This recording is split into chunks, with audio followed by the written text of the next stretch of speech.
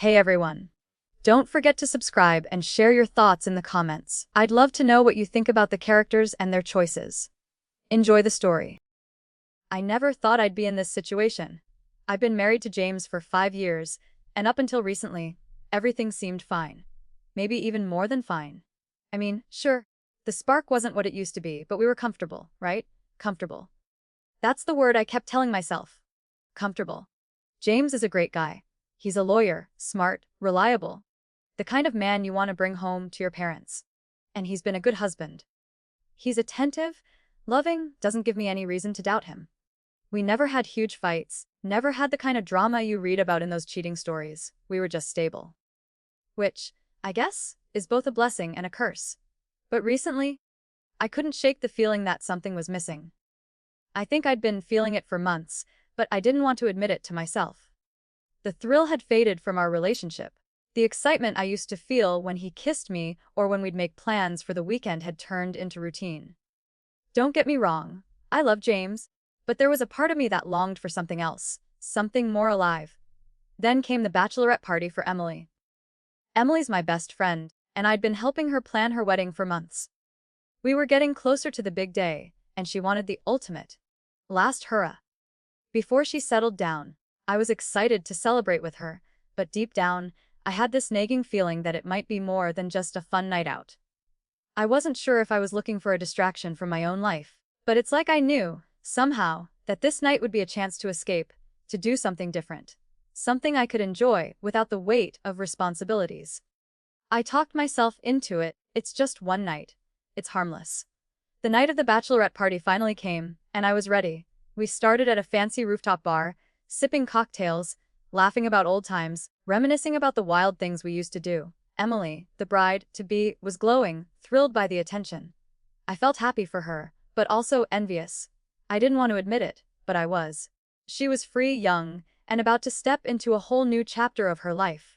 I didn't realize how much I missed being carefree until that night. The guys who showed up were part of Emily's fiancé's group of friends. Most of them I knew casually, but one of them stood out. Ben. He's Emily's fiancé's best friend and James's old buddy from college. I knew him, but we weren't exactly close. Ben's the kind of guy who's easy to talk to, a natural flirt, always joking around, always the life of the party. I remember James talking about him a lot back when we first met. He and James had been inseparable back in the day, but I'd never spent much time with him. As the night went on, I started to notice how Ben was paying attention to me. It wasn't obvious, at least not at first. Just little things. A smile, a joke here and there, a look that lingered longer than necessary. I didn't think much of it at first. I wasn't interested in anyone other than James. But there was something about Ben's attention that felt different. It was flattering, to be honest. It made me feel seen in a way I hadn't felt in a while. By the time we moved to the next bar, I'd had a few drinks, and the evening was starting to blur in a way I couldn't quite control. I wasn't drunk, but I was certainly feeling lighter, looser. That's when Ben and I started talking more. About everything. Life, love, relationships, you name it. I told him things I hadn't told anyone. About how I felt stuck in my marriage, about how I loved James but sometimes felt like I was living in his shadow. About how, after all these years, the spark had faded. Ben listened. He didn't judge me or try to give advice. He just listened. And for the first time in a while, I felt understood. We stepped out into the cool night air, away from the crowd. I don't know why we ended up alone together, but there we were, standing in the dark, chatting like we had known each other for years. Ben made a joke, and I laughed a little too hard. My heart was racing, but I wasn't sure why. It was just a conversation, right? But then, he looked at me differently. His smile softened. He took a step closer. "Are you okay?" he asked, his voice low. I hesitated, unsure of what to say. But before I could speak, he reached out and touched my arm gently. Just a light touch. But it felt electric. I pulled away slightly, feeling a little shocked by the sudden intensity between us. But then he stepped even closer, and I didn't pull away. "Kate," he said softly, his gaze fixed on me. "I can tell you're not okay. You deserve to feel more than this. You're beautiful. You deserve someone who sees that." I didn't know what came over me. Maybe it was the alcohol. Maybe it was the fact that Ben was saying exactly what I needed to hear. I could feel my heart pounding in my chest, and before I knew it, we were kissing. It didn't make sense. I didn't want it. But it happened. And the moment our lips touched, it was like a floodgate had opened. I felt alive again. It was everything I'd been craving. The touch, the excitement, the feeling that someone wanted me in a way that made me feel important, seen. And I knew it was wrong, but at that moment, I didn't care. I pulled away for a second, breathing heavily, looking into his eyes. "We shouldn't be doing this," I whispered, but my voice sounded weak, like I was trying to convince myself more than him. He didn't say anything.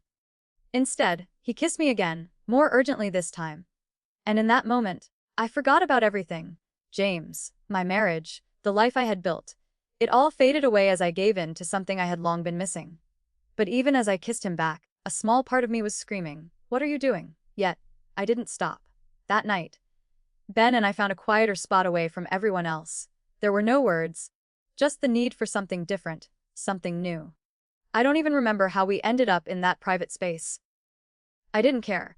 All I cared about was how good it felt to be wanted. The night felt like a blur, a mix of laughter, alcohol, and the warm, intoxicating feeling of being desired again. I should have felt guilty, but I didn't.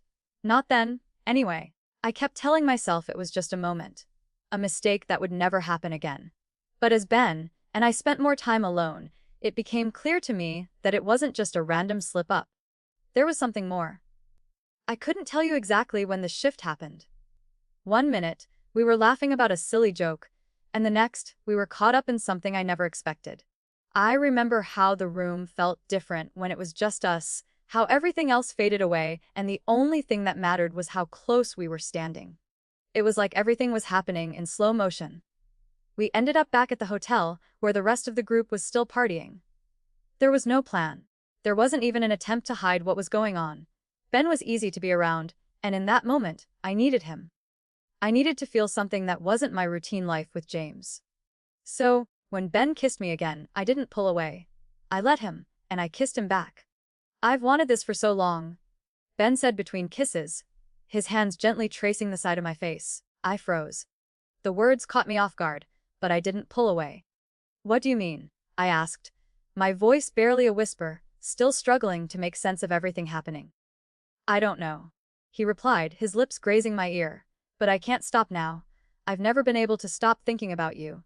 You've always been different. In a good way. I think you know that." The words hung in the air, and for a moment, I just stood there, processing what he had said. Did I know? Did I feel the same way? I didn't have an answer, not right then. But all I could think about was how it felt to be wanted in a way that made me feel special. Not just like someone's wife or the dutiful partner, but me. We stayed in that hotel room for hours, away from the chaos of the party downstairs. It wasn't planned. I didn't even want to think about what would happen if anyone found out. But at that moment, all I could think about was the way I felt. The connection I was having with Ben was undeniable. It was new and exciting, but I knew deep down it was also completely wrong. At some point, we both stopped talking. The music from the party was muffled through the walls, and the sounds of laughter and clinking glasses felt distant. I should have been thinking about James. I should have been thinking about our life together, but all I could think about was the warmth of Ben's body next to mine and the adrenaline rushing through me. I didn't stop to analyze it or question my choices. I was lost in the moment. The next morning, I woke up with a sharp headache, my head still spinning from the alcohol and everything that had happened. The room was still dark, and for a split second, I thought maybe it had all been a dream. But then I saw Ben lying next to me, his arm draped across my waist, and reality hit me like a ton of bricks. I quickly pulled away, panic setting in. What had I done? This wasn't me. I had never imagined I'd be in a situation like this. Cheating, no less. I hadn't even considered the consequences. But now, with the sun coming up and the sounds of the hotel slowly waking up, the gravity of it all started to sink in. I slipped out of bed as quietly as I could, hoping not to wake Ben. I threw on my clothes from the night before, my fingers trembling as I tried to piece everything together in my mind. I didn't know what to say to him. I didn't know what to say to anyone. The walk back to the group was a blur. I couldn't shake the feeling of guilt gnawing at me. My thoughts were all over the place. What if someone had seen us? What if James found out? What if I never felt the same way about him again? I pushed those thoughts away as best as I could. I had to act normal. I had to act like nothing had happened.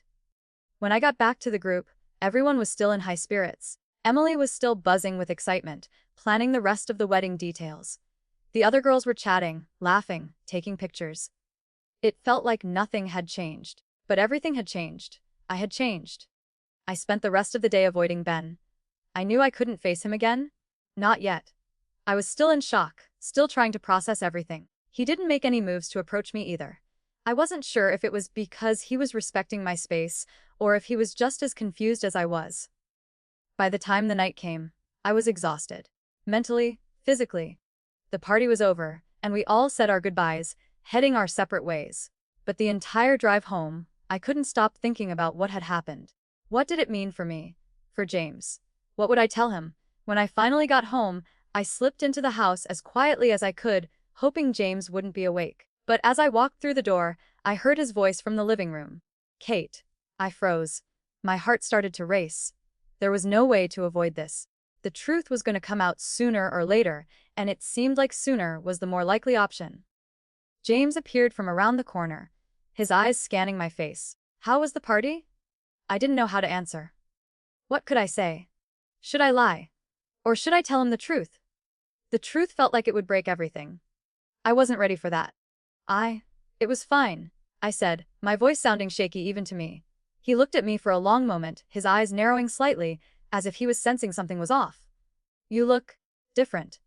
I didn't know what to say to that. How could I explain what had happened? How could I tell him that the person standing in front of him wasn't the same woman who had left for that bachelorette party just hours ago? The night after I came back from the bachelorette party, I couldn't sleep. I tossed and turned in bed, my mind racing with thoughts of Ben, the guilt gnawing at me. But I tried to push everything down and focus on my relationship with James, the life I had built with him. I told myself that I had made a mistake, that it was a one-time thing, and that I could never let it happen again. But even as I told myself this, there was a part of me that was unsure. Part of me that felt like maybe I had opened a door I couldn't close. The next day, James seemed normal.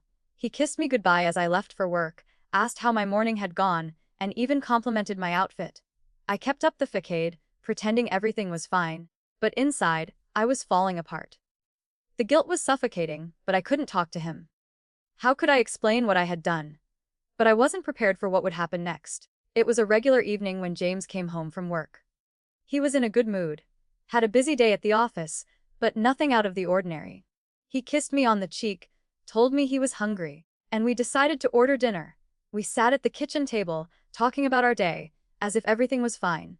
But all the while, there was this tension in the air, this invisible barrier between us that I could feel, but couldn't name.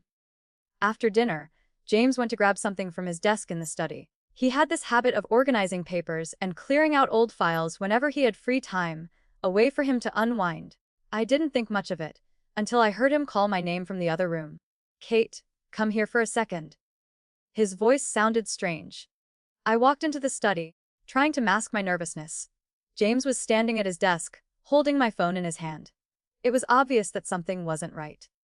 What's going on? I asked, trying to sound casual, though my heart was pounding in my chest. I was just going through some of your old pictures, James said, looking at me with a mix of curiosity and something else I couldn't quite place. He was holding my phone like it was a foreign object, a look of mild confusion on his face. What do you mean? I asked, my voice coming out sharper than I intended. I was looking through your phone for some old photos. You know, stuff for the wedding and things like that, he said, as though it were an innocent thing.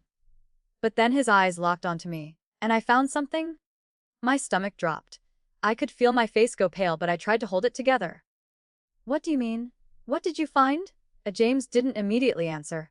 He turned the phone around to show me a picture. It was from the bachelorette party, a photo I hadn't even remembered taking, showing me wearing Ben's shirt, one of his old shirts, the one he'd worn the entire night. I had no idea who took the picture, or even when it was taken. I only vaguely remembered slipping into Ben's shirt in the middle of the night, trying to hide the fact that I had gotten cold. James was staring at me, his eyes wide with disbelief. This is you, he said softly, his voice tight. Why are you wearing Ben's shirt? I felt like the floor had dropped out from under me. The image of me in that shirt, his best friend's shirt, was like a punch to the gut. My hands were shaking, and I knew it was only a matter of time before the entire truth came out. "It's not what you think?" I said quickly, my voice trembling. "It was just a joke. We were all just having fun. It doesn't mean anything, James." But I could tell from his face that he wasn't buying it. His jaw was clenched, and his eyes, those eyes I had loved for years, were filled with hurt, confusion, and something else that I couldn't quite identify. It was like he was searching for answers, and I didn't have any to give him. "Don't lie to me, Kate," he said, his voice low but firm. "This picture, it doesn't make any sense. Why are you wearing his shirt? And why are you looking so, I don't know, so close to him in this photo?"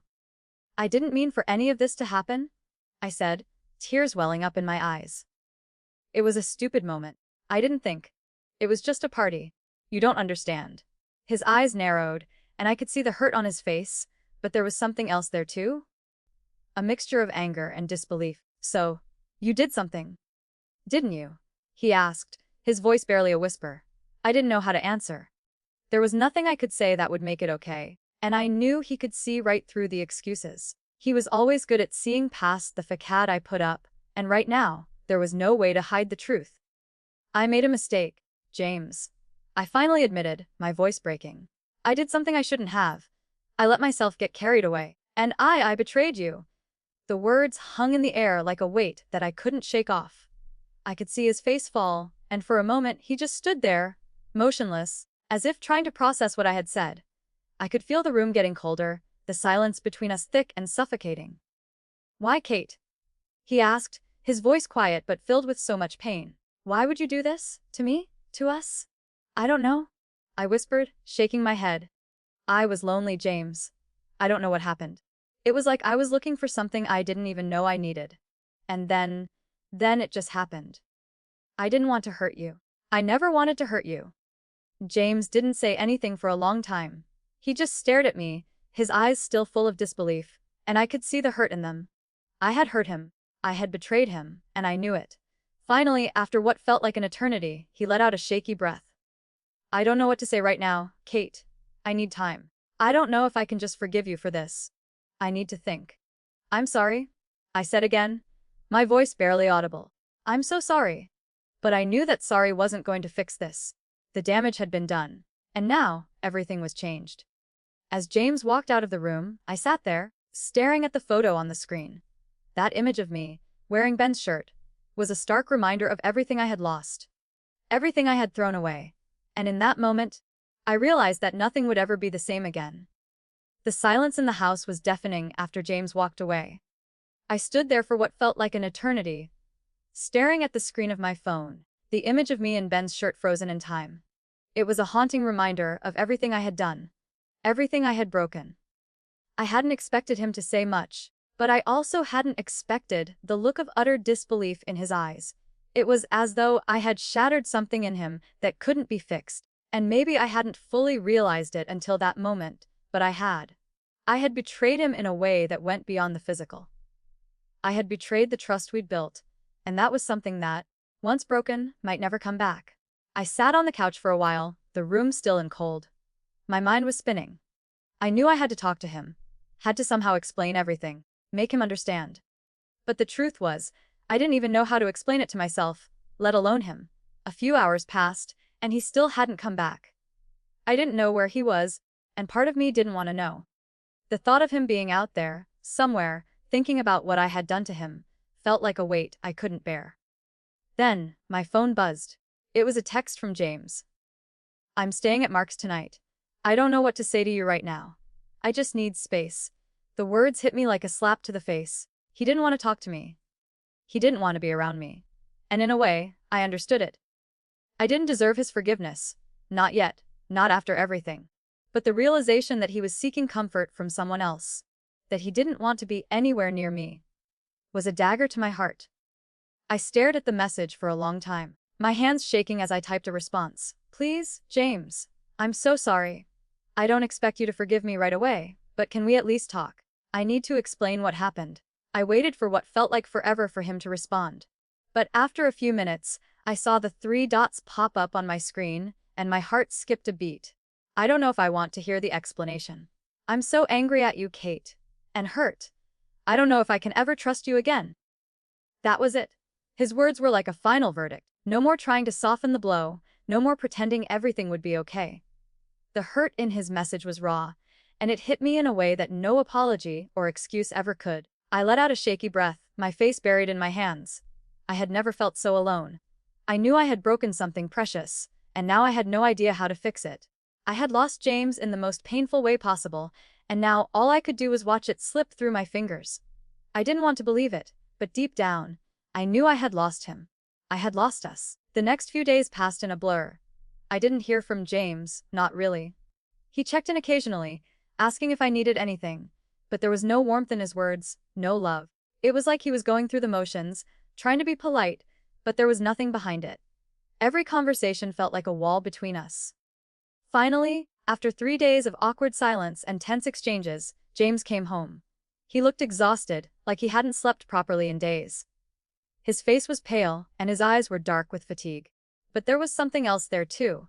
It was like he was finally ready to have the conversation we both knew was coming. He sat down across from me at the kitchen table. I could see he was holding back, trying to keep his emotions in check. But I could see it. There was a flicker of pain in his eyes that he couldn't hide. "I've been thinking a lot about everything," he said quietly, his voice hoarse. "About what happened. About what you did." I nodded, feeling the weight of his words in my chest. "I know I don't deserve your forgiveness, James. And I don't expect it right now. But I need you to know that I'm sorry. I regret everything. I don't know if I can forgive you," he said, his voice shaking slightly. "What you did. It's not something I can just forget. You hurt me, Kate. You betrayed me in a way I didn't think was possible. I know, and I'll live with that for the rest of my life. I wish I could take it back, but I can't." My voice cracked as I spoke, the tears threatening to spill out. "I don't expect things to go back to normal. I know I've ruined everything." James took a deep breath, his eyes focused on the table. "I don't know what to do now. I don't know if I can trust you again. I don't know if I can get over this." I could feel my heart breaking with every word he said. "I'll do whatever it takes to rebuild that trust, James. But I need you to know, I'm not asking for things to go back to the way they were. I just want a chance to prove to you that I can be better. That I can be the woman you deserve." There was a long silence between us. James didn't look up, and I didn't know what he was thinking. But deep down, I knew the truth. I had shattered everything between us, and no amount of apologies or promises could undo what I had done. Finally, he stood up. He looked at me for a long time, his expression unreadable. And then, almost as if he couldn't bear to look at me anymore, he turned and walked out of the room. I didn't stop him. There was nothing I could say to fix this. I sat there alone in the silence, my body trembling, the weight of everything that had happened pressing down on me. I had broken his trust. I had broken us. And now, all I could do was wait to see if there was any way to pick up the pieces. But deep down, I knew that the damage was done. The guilt, the pain, the shame. I would carry that with me forever. And whether or not James could ever forgive me was something I couldn't control. All I could do was wait and hope that somehow, in time, he might find a way back to me.